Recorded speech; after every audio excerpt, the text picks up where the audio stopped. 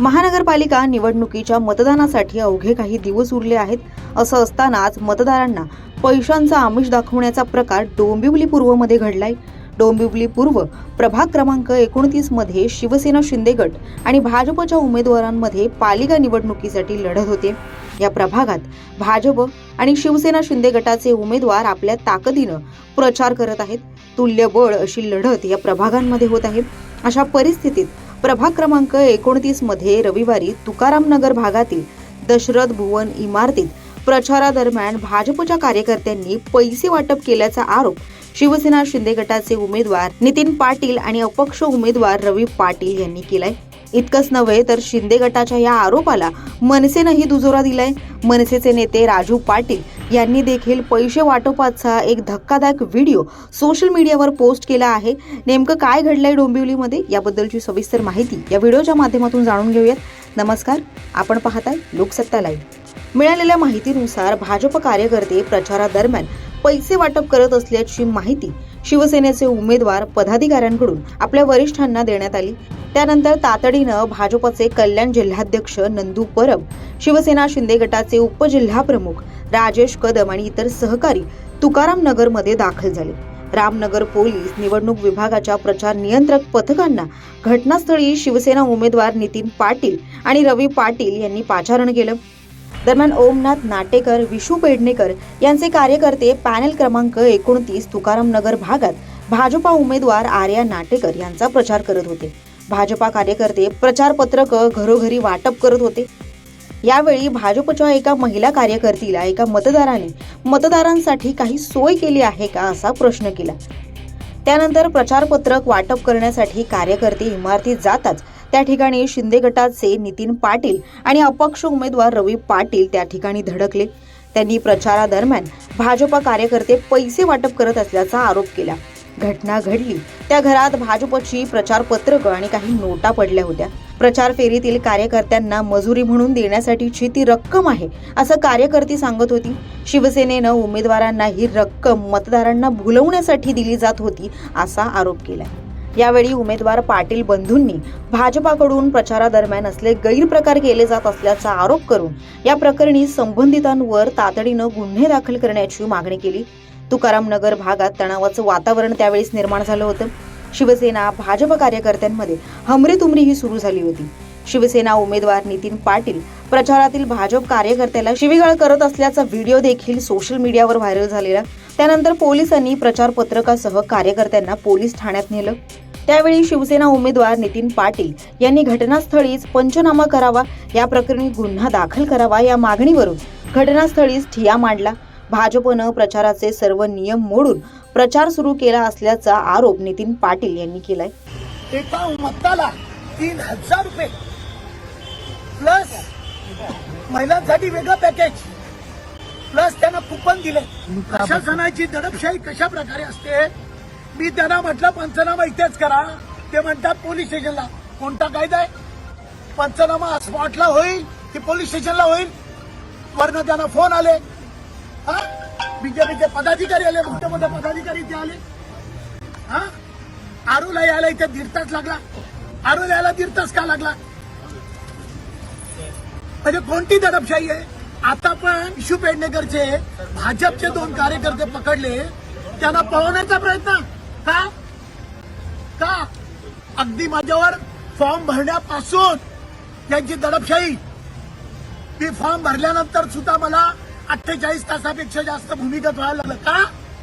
कोणती ताकद आहे? तिथे लोकशाहीची हत्या चालू आहे. सरळ मार्गाने हे नितीन पाटलाला हरवू शकत नाही, कारण नितीन पाटलाचं काम तेवढं आहे. मागच्या हल्ल्याचा अजूनही करायला लागणार आहे का? पार्टी विथ डिफरन्स, हा डिफरन्स. तर याच प्रकरणावरून मनसे नेते राजू पाटील यांनी देखील आपल्या सोशल मीडिया अकाउंटवरून एक व्हिडिओ पोस्ट केला आहे. या व्हिडिओमध्ये काही मतदार आपल्याला पैसे वाटप झालं असल्याचं दाखवतायत.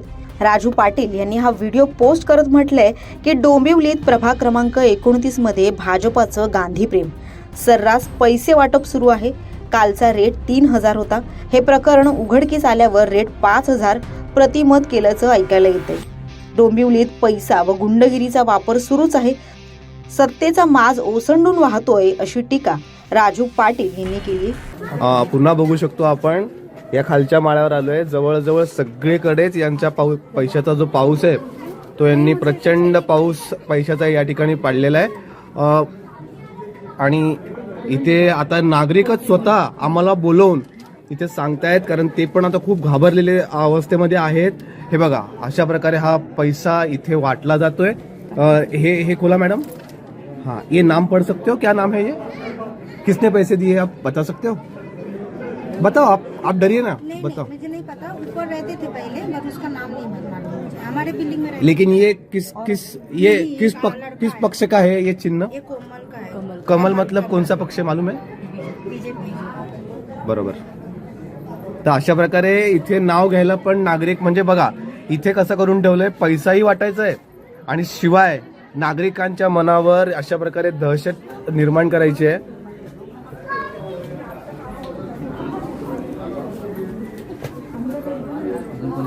अजून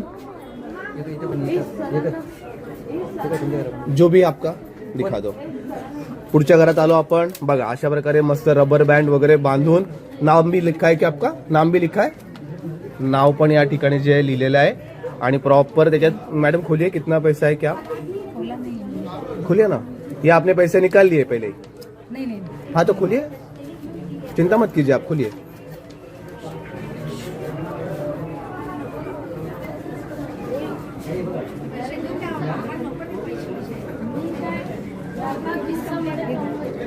हे बघा, हे अशा प्रकारे इथे पण पैशाचा जोरदार पाऊस आपल्याला बघायला मिळतोय।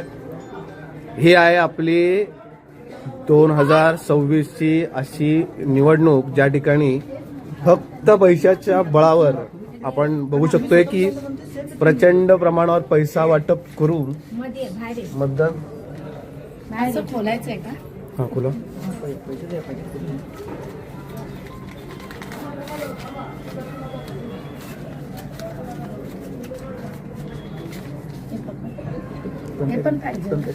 ते दाखवा। दरम्यान या प्रकरणी भाजपचे कल्याण जिल्हाध्यक्ष नंदू परब यांनी प्रतिक्रिया दिली आहे। तुकाराम नगरमध्ये भाजप कार्यकर्ते युती धर्म पाळून प्रचार पत्रकांचं वाटप करत होते। त्यावेळी स्थानिक शिवसेना कार्यकर्त्यांनी भाजप कार्यकर्त्यांना पकडून त्यांच्या हातात प्रचार पत्रकांमध्ये बळजबरीने पैसे दिले आणि त्यानंतर भाजप कार्यकर्ते पैसे वाटप करत असल्याची अफवा उठवली। भाजप कार्यकर्ते शिस्तीनं प्रचार करत आहेत, त्यामुळे भाजपावर करण्यात आलेले आरोप खोटे आणि बिनबुडाचे आहेत असं नंदू परब म्हणाले। हमारे ऊपर अन्याय हो रहा है। हमारे कार्यकर्ता पैम्पलेट बांटने आए थे, उन्हें पकड़ा गया है, मारा गया है, उनके जेब में पैसे घुसकर उन्हें लेके जा रहे हैं। हमारे ऊपर अन्याय हो रहा है, ये भाजपा के कार्यकर्ता पे अन्याय हो रहा है। ये अन्याय हम सहन नहीं करेंगे, ये अन्याय हुआ हो रहा है। या सगळ्या प्रकारामुळे डोंबिवली पूर्वेतील राजकीय वातावरण तापलंय। या प्रकरणावर आता पुढे काय कारवाई होणार हे पाहणं महत्त्वाचं ठरेल। राजकीय घडामोडी संदर्भातील अशाच अधिक अपडेट्स जाणून घेण्यासाठी लोकसत्ताच्या YouTube चॅनलला सबस्क्राईब करा आणि पाहत रहा लोकसत्ता लाईव्ह।